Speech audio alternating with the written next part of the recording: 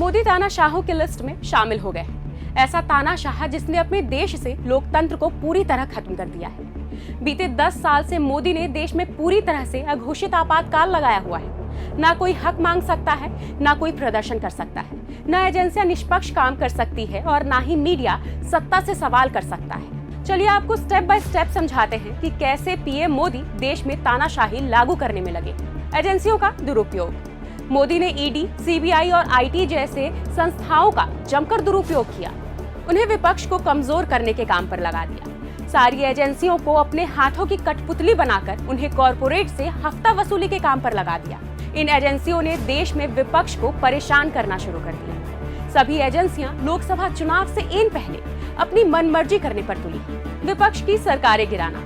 जहां जहां पीएम मोदी जनता का वोट लेकर सरकार नहीं बना पाए, वहां साम दाम दंड भेद से विपक्षी दलों की सरकारें गिराने निकल पड़े।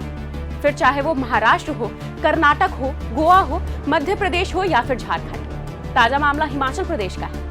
मोदी सरकार ने जनमत का अपमान करते हुए इन सभी राज्यों में विपक्ष के विधायकों की खरीद फरोख्त की है। विपक्षी सांसदों को सस्पेंड कर मनमाने कानून बनाना।